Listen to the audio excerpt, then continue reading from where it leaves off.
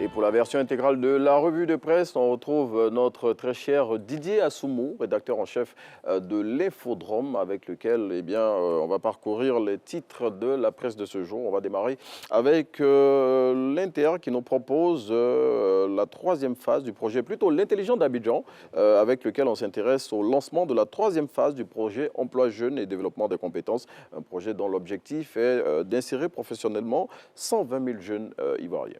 Alors, Renan, on ne le dira jamais assez, le Premier ministre Patrick Achi met un point d'honneur à mettre en œuvre justement l'ambitieux programme du chef de l'État, Alassane Ouattara, notamment, qui parle justement de la Côte d'Ivoire solidaire. Ce projet envisage justement de renforcer les infrastructures économiques, mais aussi et surtout de redistribuer justement les richesses en Côte d'Ivoire sur toutes les couches de la population et les couches vulnérables notamment, les jeunes et les femmes. Alors, le projet PGDEC vise l'amélioration justement de la formation professionnelle de ces jeunes et également leur insertion professionnelle. Le Premier ministre Patrick Achi l'a dit à la une justement de l'intelligent d'Abidjan, 102 000 jeunes sont concernés par cette troisième phase du projet PGDEC et il ajoute justement que le PGDEC est un maillon central du dispositif d'insertion de la jeunesse et c'est un projet qui marche bien vu que la Banque mondiale a triplé justement le financement de ce projet qui était de 50 millions de dollars et qui passe justement à 150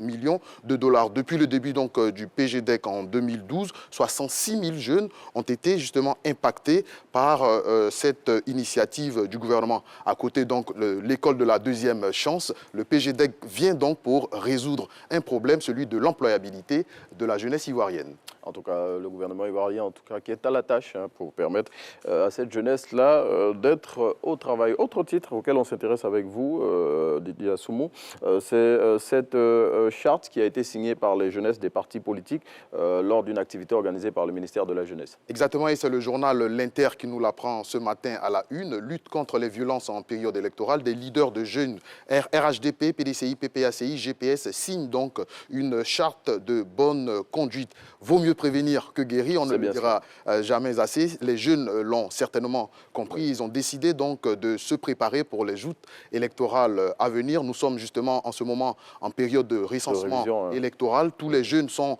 descendus dans l'arène politique pour motiver les populations à s'inscrire massivement sur cette liste électorale. Et parallèlement donc, en prélude donc, à ces prochaines joutes électorales, les jeunes se disent qu'il serait bon que cette charte soit signée pour que cette prochaines élections se passent dans une atmosphère apaisée. Et ce n'est pas la première fois d'ailleurs, à la veille de chaque élection, que ce soit les leaders politiques eux-mêmes, que ce soit les leaders de jeunesse, ils essaient en tout cas, à travers donc, des chartes de bonne conduite, d'apaiser justement l'environnement des élections qui, en Afrique, donnent parfois lieu à des violences électorales. Bon, en tout cas, belle initiative qui est portée par le ministère de la promotion de la jeunesse, de l'insertion professionnelle et du service civique, justement, pour, comme vous l'avez dit, éviter qu'on soit confronté à des troubles après les élections. Et puis, Didier, l'Union nationale des journalistes de Côte d'Ivoire a un ancien nouveau président. Jean-Claude Coulibaly a été reconduit à la tête de l'UNJCI et là, maintenant, il s'agit pour lui de relever de grands défis qui, naturellement, se dressent sur son chemin. C'est le cas de le dire. Le président Jean-Claude Coulibaly a été réélu à sa propre succession lors de ce 11e congrès de l'Union nationale des journalistes de Côte d'Ivoire, dont le thème était Ensemble pour une UNJCI plus forte et plus solidaire. Il a été élu à 95% des voix, un score soviétique, on peut le dire. Mais il faut noter que Jean-Claude Coulibaly était finalement le seul candidat. Il y a eu moult tractations. La deuxième liste, celle menée par Lance Touré, n'a pas été validée. Donc Jean-Claude Coulibaly s'est retrouvé tout seul candidat. Il a donc d'importants défis à relever, celui de renforcer l'union entre les journalistes et justement de mettre en œuvre des projets structurants, notamment donc le projet d'acquisition des maisons pour les journalistes, le projet justement de la mutuelle de santé. Donc plein de défis attendent Jean-Claude Coulibaly et pour l'heure, il gagnerait justement donc à unir toutes les forces autour de lui pour la bonne marche de l'Union nationale des journalistes de Côte d'Ivoire. Bon, on lui souhaite plein succès en tout cas pour ce deuxième mandat. Et puis on va refermer avec vous, Didier, avec la Coupe du Monde où les nations africaines sont en train de nous redonner le sourire. Finalement, le sourire revient. Le Cameroun et la Serbie se sont partagés le point du match nul dans l'un des plus beaux matchs de cette Coupe du Monde. Les deux équipes peuvent encore espérer se qualifier lors des prochaines journées. Et le héros donc, de ce match n'est autre que Aboubakar, le